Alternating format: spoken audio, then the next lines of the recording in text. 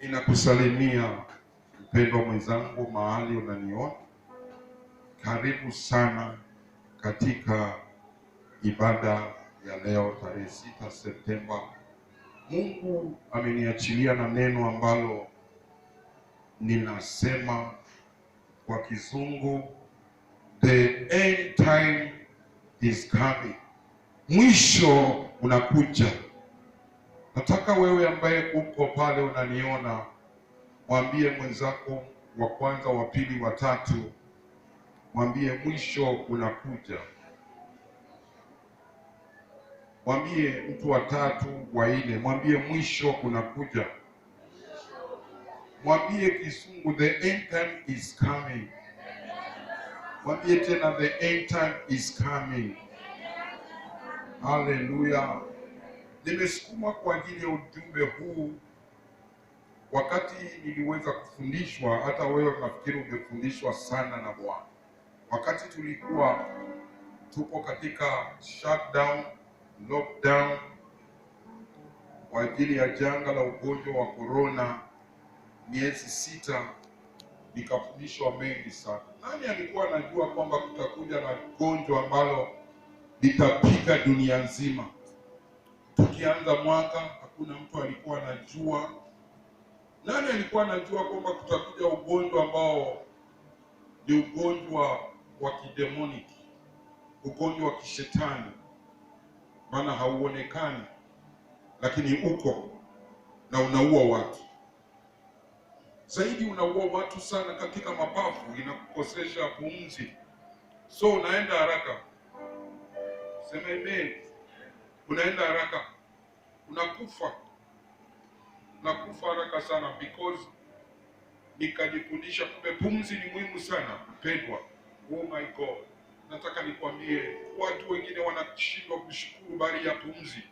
Mimi tokea nipate jaribio hili na kufundishika katika magonjwa haya, nimekuja kufahamu kwamba pumzi ni muhimu sana katika mwanadamu. Ukikosa pumzi umeenda. Ukikosa pumzi huna uhai. Pepo shetani ibilisi akaingia na ugonjwa huu wa corona, na kitu cha kwanza alikuwa anaweka virusi vya ugonjwa huu wa kusikia pumzi inaenda. So dunia nzima ikaingia katika adha na mshtuo na maswali mengi.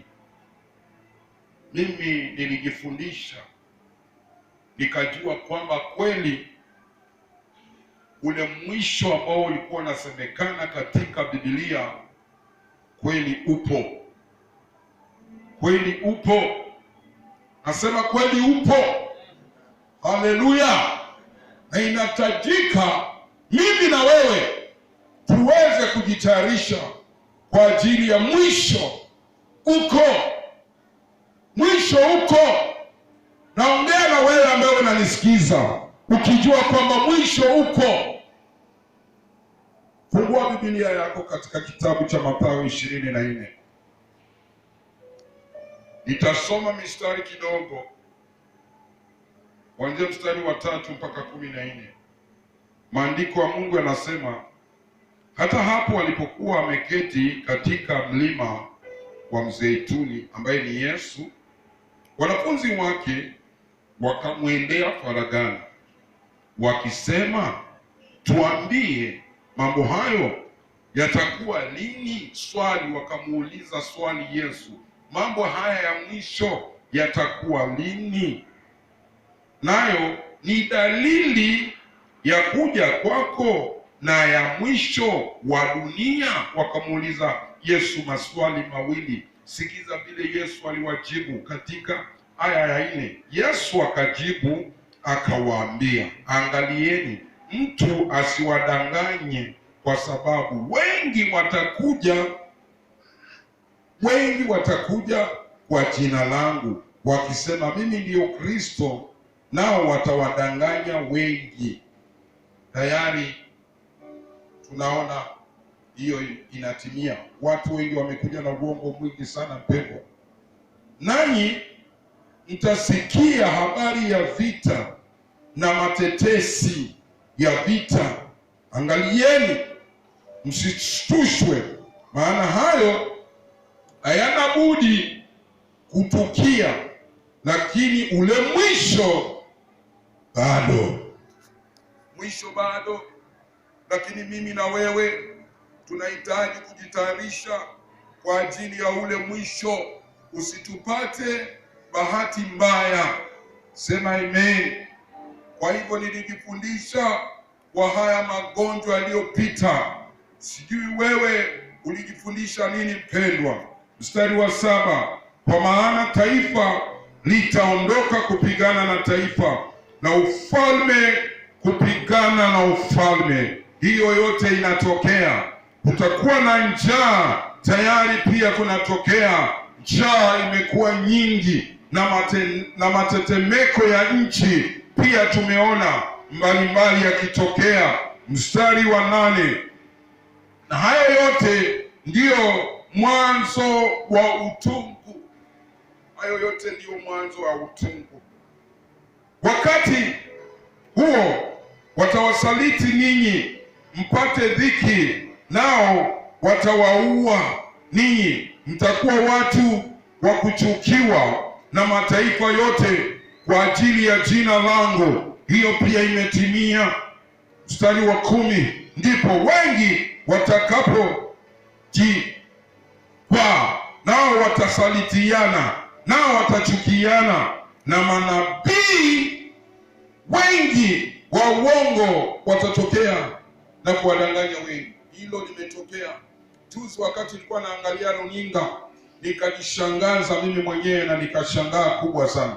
Katika nchi ya South Africa kuna kijiji ambacho kulikuwa na kanisa ambalo linasema kwamba wanaruhusu watu kunywa pombe. Oh my God.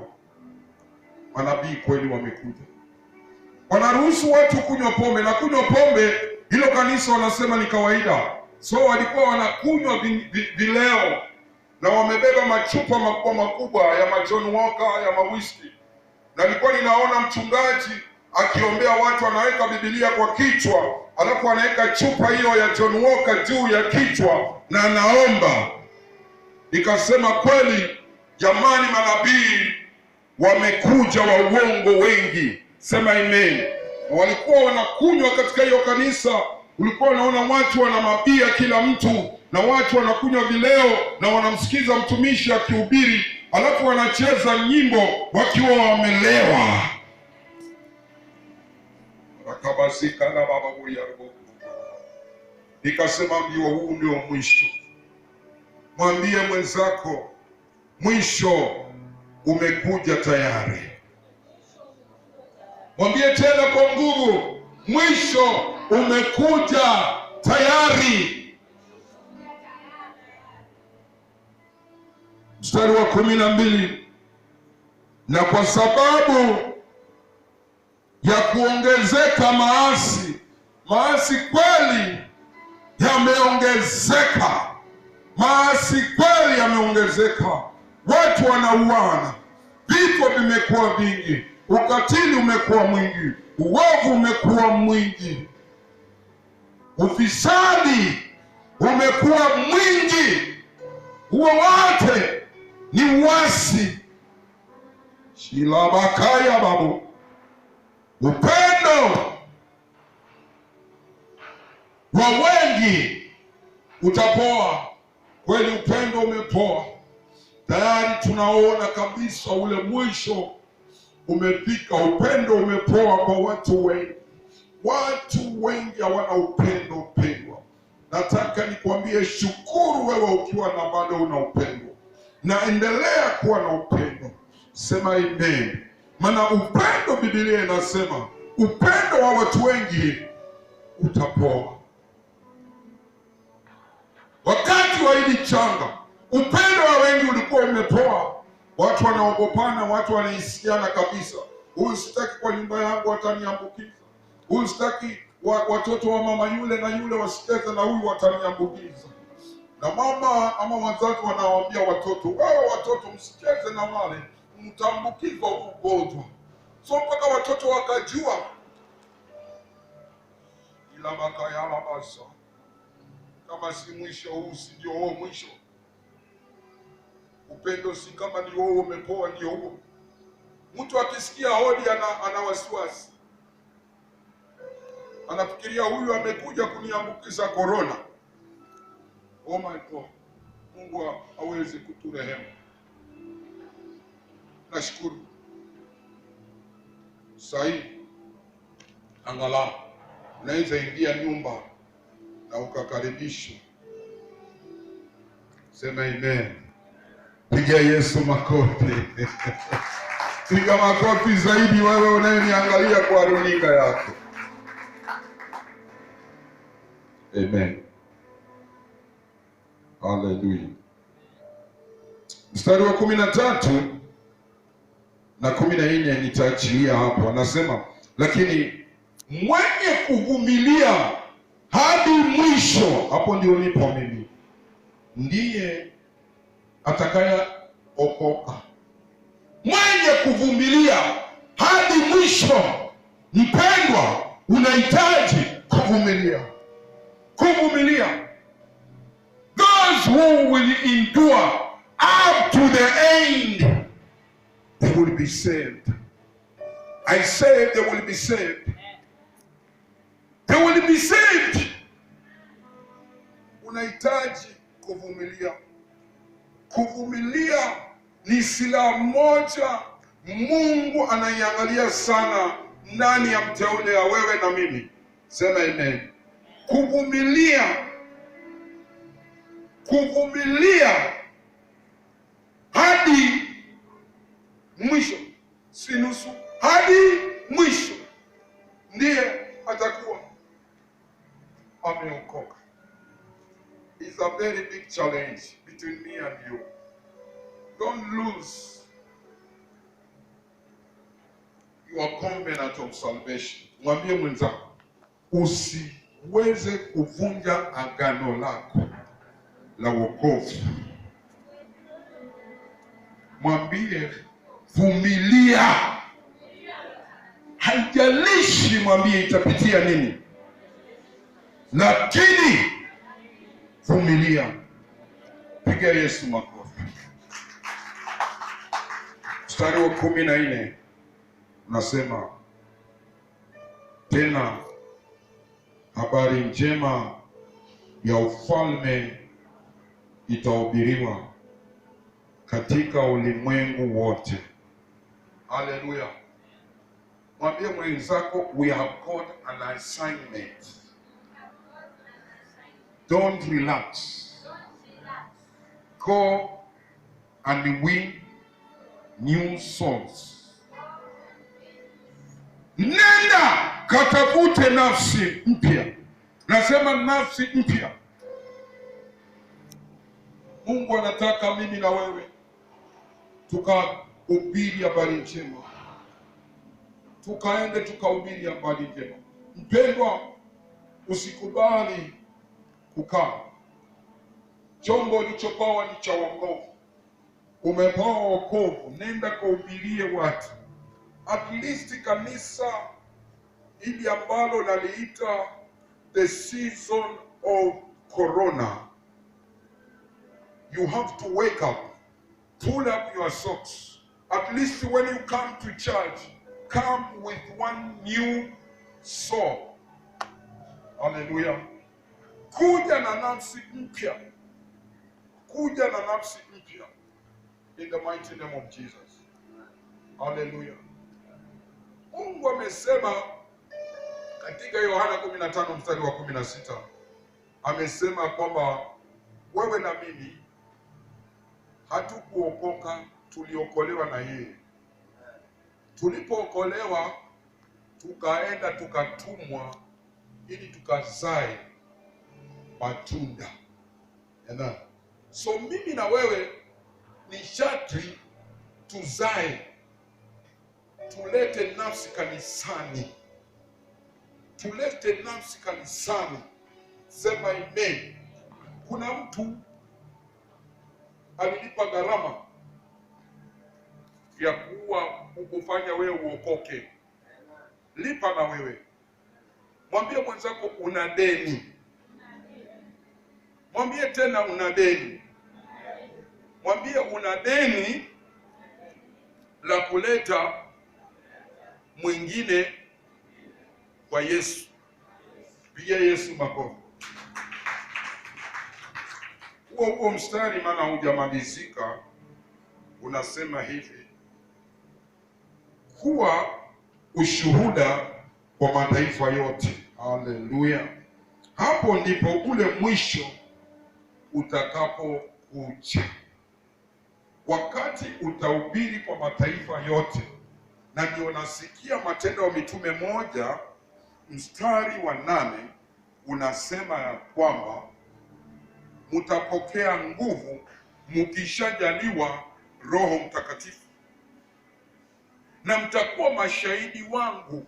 Si wako, ukiokoka wokovu si wako, mashahidi wangu katika Yerusalemu, Yudea, Samaria na nchi zingine zote za duniani. Sema amen. Shahidi ni wewe kwenda kuleta nafsi na kuambia Yesu anaweza, Yesu anaokoa. Tubuni maana Yesu anarudi. Tubuni maana Yesu anarudi. Tubuni maana Yesu anaokoa. Tubuni, Yesu anakuja. Tubuni, Yesu anawapenda. Tubuni, Yesu anakuja. Wewe ambaye uko unaniangalia katika runinga, nakwambia tubu, Yesu anakuja. Yesu anakutaka. Yesu anakupenda. Tubu, okoka, pata mambo ya Yesu, maana ule mwisho unakuja. Pigia Yesu makofi. Naomba uruke hapo katika Mathayo 25. Twende Mathayo 25. Nataka tusome, tuone mfano ambao Yesu aliusema. Ni mfano mzuri. Akasema hivi, mstari wa 1: ndipo ufalme wa mbinguni utakapofanana na wanawali 10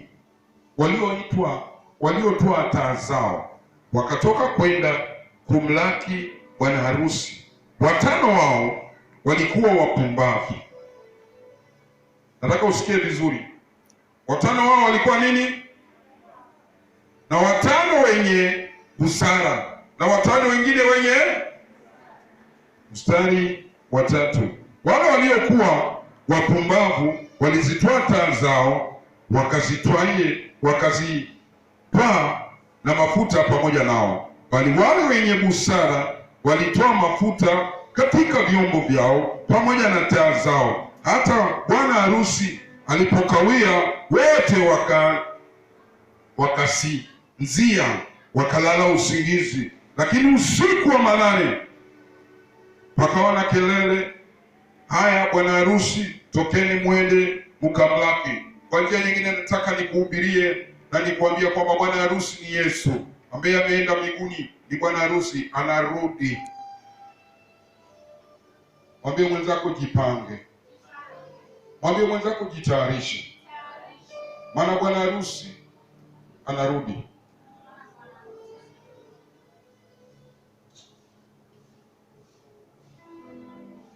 Lakini usiku wa manane pakawa na kelele, haya, bwana harusi, tokeni mwende mkamlaki. Mara wakaondoka wanawali wake wote, wakasitengeneza taa zao. Wale wapumbavu, nataka usikie hii, wale wapumbavu wakaambiana wenyewe, wakaambia wenye busara, tupeni mafuta yenu kidogo, maana taa zetu zimezimika.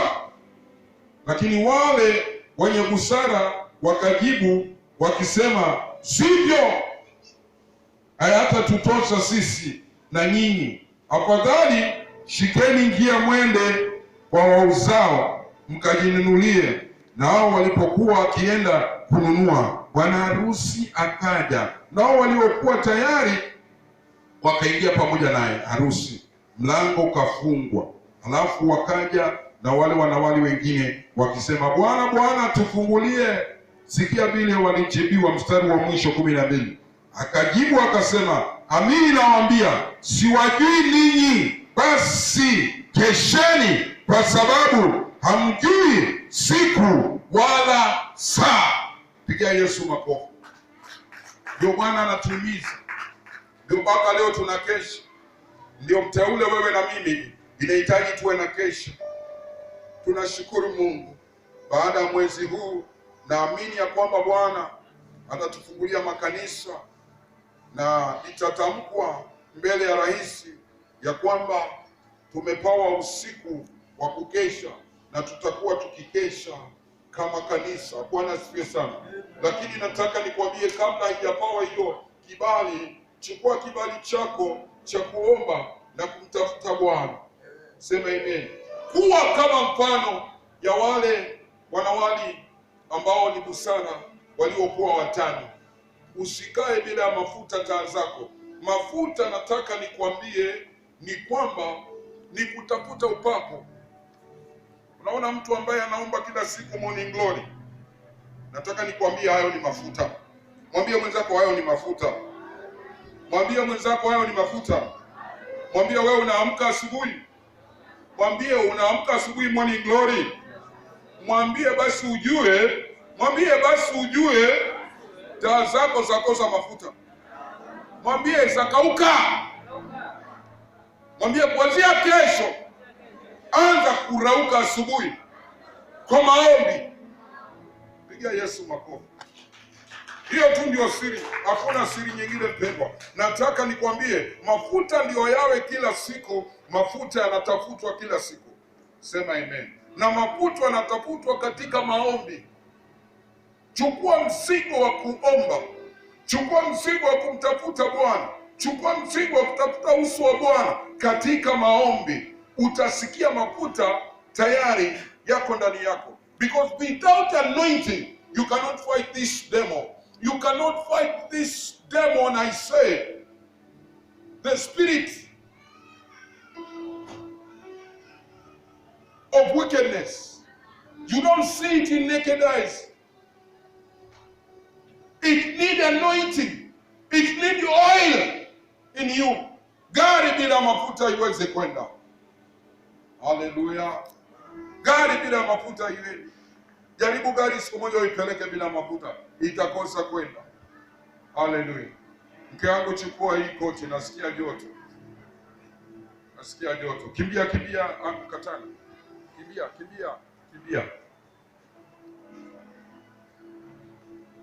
Hata nasikia mafuta. Nasikia mafuta. Hey! Hello! Ni mafuta. Sema amen. Ni mafuta. Hili si jasho, ni mafuta. Sema amen. Hallelujah. Hebu tusome kitabu kingine alafu twende kwa mambo mengine.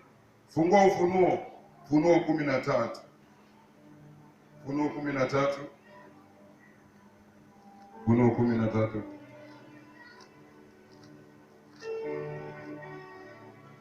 Mwambie mwenzako jitayarishe, mwanzo unakuja. Mwambie jitayarishe, mwisho unakuja.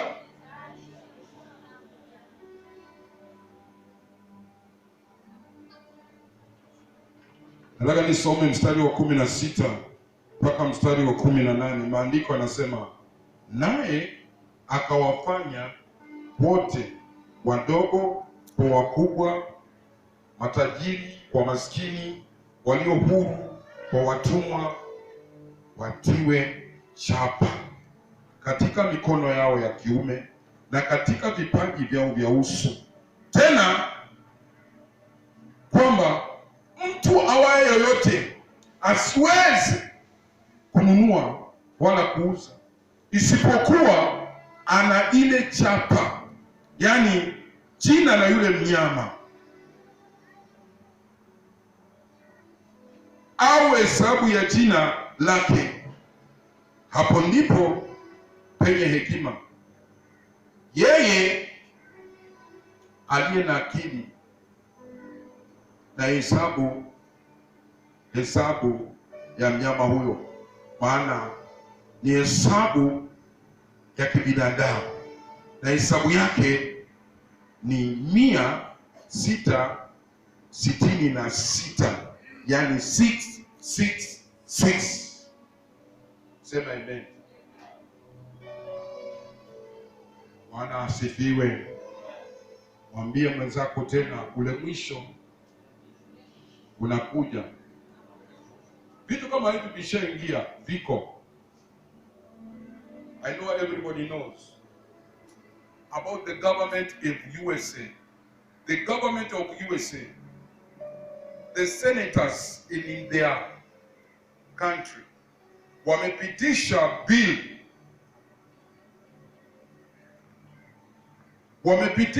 bill na imekuwa law ya kwamba kila citizen wa USA aweze kuwekwa chapa inaitwa microchip.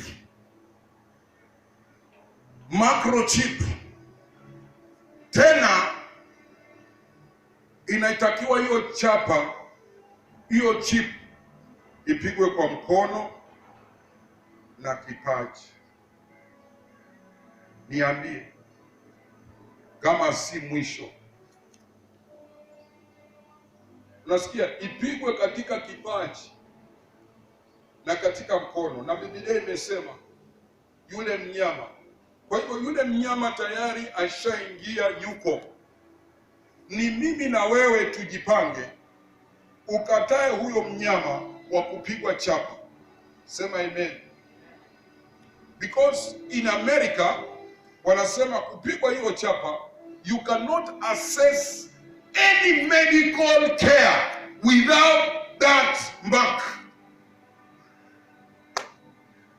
Ibalaka ya babu sikanda babu sotoko ibile asa ikimbili kao kuburi kabane ngikanda kayezika upagezi kalabobosi rikai yada. Inahitaji mteule mwenye ujasiri ndio uweze kukataa ile chapa. Inahitaji mteule mwenye imani uweze kukataa ile chapa. So ni mimi na wewe saa hii kujitayarisha ili kwenda kukataa ile chapa. Ndio nilikuwa natangulia kusema, kama hukujifundisha miezi 6 wakati wa corona ilipokuwa imefungika kwa ajili ya gonjwa hili, sijui mpendwa nataka kujifundisha nini tena. You have to change. You have to be prepared for the end time. Sema amen.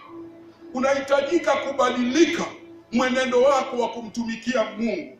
Inahitajika uende kuwa na kiu kama ayala anapotafuta maji. Shibande kerusi kanda kabosi. Kiu ya kumtafuta Mungu, kiu ya kusimama on the gap. Kataa wokovu wa kawaida. You have to move into another level. You have to be an extraordinary, not ordinary Christian.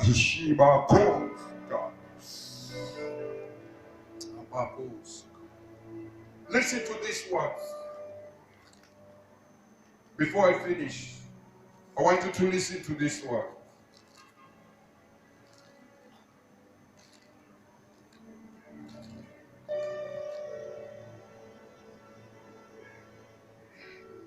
Wakristo wengi bado hawajajitayarisha kwa ajili ya ule mwisho. Lakini nina habari njema nataka nikuambie. Ukikosa mbingu, ujue huwezi kukosa Jehanamu. Ukikosa mbingu, huwezi kukosa Jehanamu, ambao ni hell.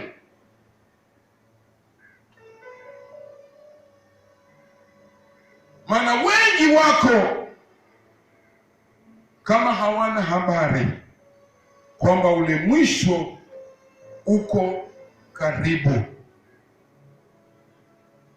Revelation 22 verse 12 inasema, tazama naja upesi, na majira yangu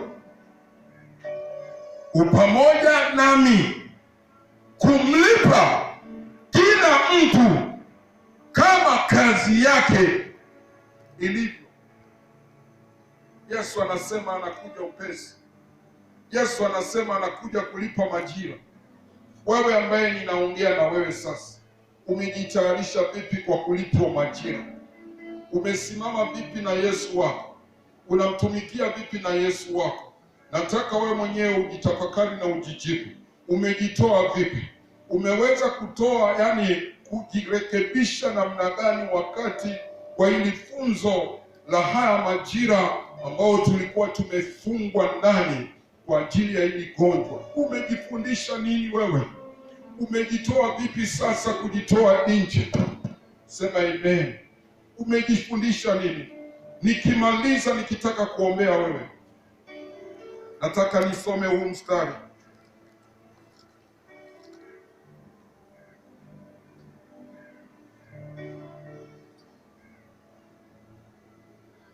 Revelation 20 verse 4b. Na hawa wasiomsujudia yule mnyama wala sanamu ile, wala hawakuipokea ile chapa katika vipaji vya uso wao wala katika mikono yao, nao wakawa hai,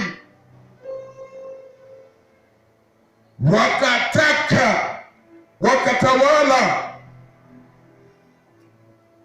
pamoja na Kristo miaka 1000.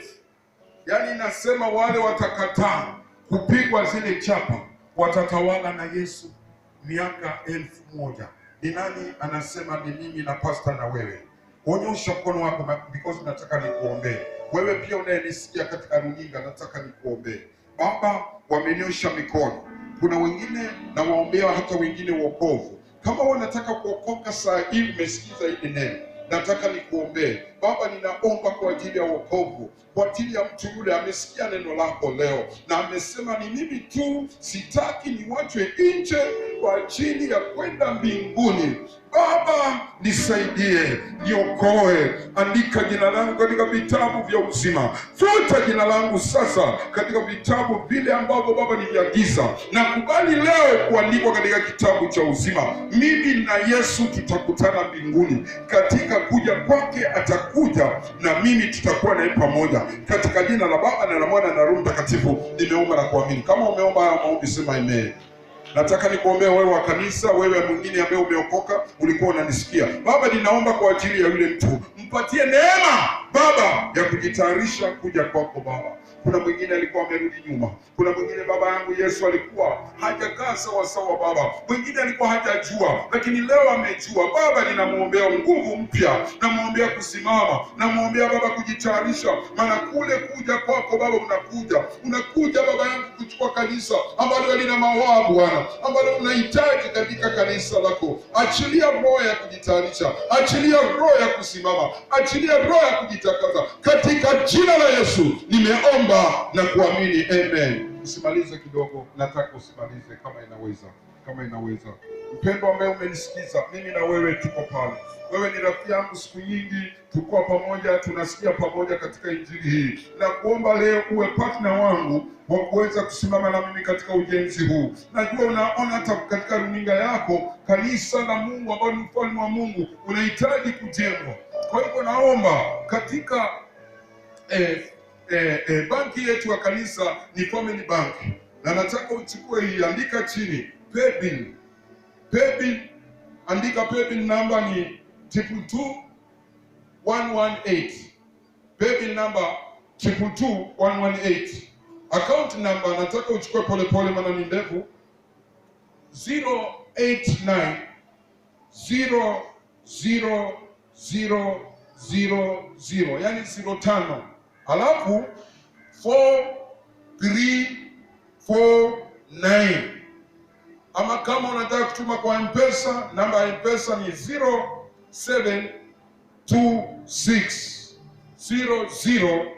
0726001118. Tunakukaribisha uwe na baraka hizi ambazo naziita Kingdom Builders, ukaweze kunisaidia katika ujenzi huu. Niko na ujenzi huu ambao nimeshirikisha kanisa. Tarehe 11 Oktoba kutakuwa na Mighty Kingdom Builders ambao tutasimama na kujenga. Tunataka about 2 million ili tuweze kujenga kanisa hili na kumaliza kila kitu.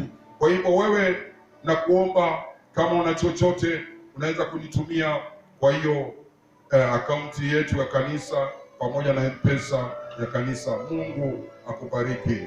Mungu akubariki. Amen. Hallelujah. Amen. Sasa niko hapa